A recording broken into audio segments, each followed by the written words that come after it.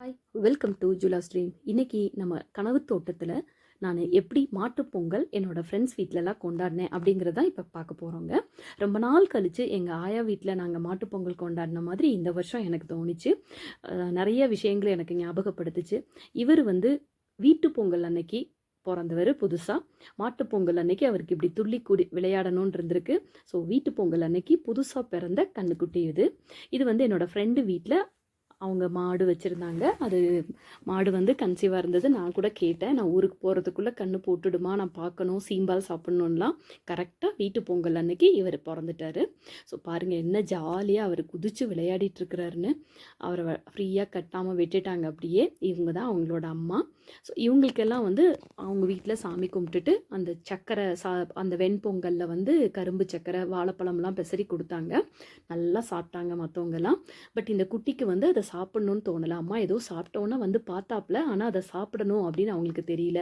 அவங்களுக்கு பால் குடிக்கிறதுக்கு மட்டும்தான் இப்போ தெரியும்ல. ஸோ பால் குடிக்கிறதுக்கு தான் பார்க்குறாங்க.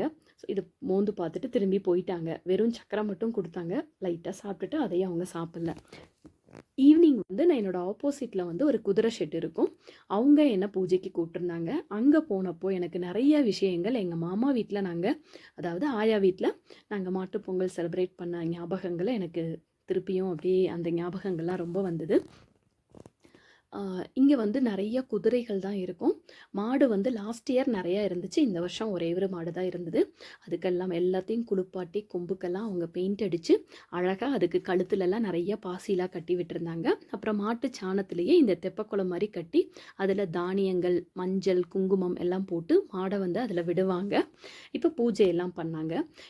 இவங்க சைடு வந்து வித்தியாசமாக 7 கல் வச்சு அது மாதிரி பொங்கல் 5 பொங்கல் 7 பொங்கல் அப்படி வைக்கிறாங்க. அந்த பூஜை செய்கிறவங்களும் பாருங்கள், அந்த வாயிலிருந்து கண்ணு மட்டும்தான் தெரியுது, ஃபுல்லாகவே கவர் பண்ணிக்கிறாங்க. இதுவும் எனக்கு வந்து வித்தியாசமாக இருந்தது. கேட்டேன், அவங்க அந்த மூச்சு காற்று எச்சில் எதுவுமே அந்த தீபாரணை இதில் படாமல் இருக்கிறதுக்காக அந்த மாதிரி தான் பண்ணுவாங்கன்னு சொன்னாங்க. ஸோ தெப்ப குளத்துக்குமே அவங்க ஆராதனை காட்டிட்டு எல்லா குதிரை மாடு எல்லாத்துக்குமே வந்து அவங்க சாம்பிராணி அப்புறம் தீபமும் சூடமும் காமிச்சாங்க. எல்லா குதிரைகளுக்குமே அந்த மாதிரி கழுத்துலலாம் மணியெல்லாம் கட்டி அழகாக அதை அலங்கரித்து வச்சுருக்கும் போது பார்க்கும்போதே ரொம்ப அழகாக இருந்தது. ஸோ மாட்டுக்குமே அந்த மாதிரி தீபம் எல்லாம் காமிச்சாங்க. இந்த மாட்டுப்பொங்கல் வந்து நான் எங்கள் ஆயா வீட்டில் இதே மாதிரி தான் எங்கள் மாமா வீட்டில் நாங்கள் மாட்டுப்பொங்கல் செலிப்ரேட் பண்ணுவோம். என்னோடய பொண்ணெல்லாம் இந்த மாதிரி பார்த்தது கிடையாது. ஸோ இந்த வீடியோ பார்த்தாங்கன்னா அவங்களுக்கும் அந்த பழைய காலத்தில் இருந்த சில விஷயங்கள் தெரியும்னு நினைக்கிறேன். ஸோ இப்போ வந்து அந்த படையெல்லாம் போட்டிருந்த இடம் வந்து இந்த மாதிரி தாங்க இருந்தது. கல் வச்சு அந்த கல்லுக்கெல்லாம் பொட்டு வச்சு பூவெல்லாம் வச்சு மேலே கரும்பெல்லாம் கட்டிட்டு கீழே வந்து அவங்க படையல் போட்டிருந்தாங்க. அதுக்கப்புறம் இப்போ அந்த மாடை கூட்டிகிட்டு வந்து அதுக்கும் வந்து தீபாரணை காமிச்சு அந்த மாட்டுக்கு சாம்பிராணி காமிச்சு அதுக்கப்புறம் தான் அந்த மாட்டை வந்து அந்த தெப்ப குளத்துக்குள்ளே நடக்க விடுறாங்க.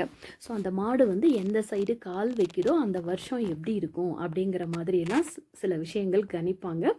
அதையும் அவங்க சொல்லிக்குவாங்க. எங்கள் ஆயா வீட்டில் இந்த மாதிரி நடக்கும். மாடு இதை மிதித்ததுக்கப்புறம் ஆனால் நாங்கள் வந்து அந்த முடக்கத்தான் கொடியில் வந்து தோரணம் மாதிரி கட்டியிருப்பாங்க. அதில் கிழங்க வந்து சுட்டுட்டு சொருகியிருப்பாங்க. மாடு உள்ளே போனதுக்கப்புறம் தான் நம்ம அந்த பனங்கிழங்க எடுக்கணும். அதெல்லாம் எங்களுக்கு வந்து பயங்கர குஷியாக இருக்கும். மாடு எப்போ போகும், யார் போய் ஃபஸ்ட்டு கண்டுபிடிச்சு அதுக்குள்ளே சொருகி இருக்கிற பனங்கிழங்க எடுக்கிறது அப்படிங்கிற மாதிரிலாம் நிறைய விஷயங்கள் இருக்கும்.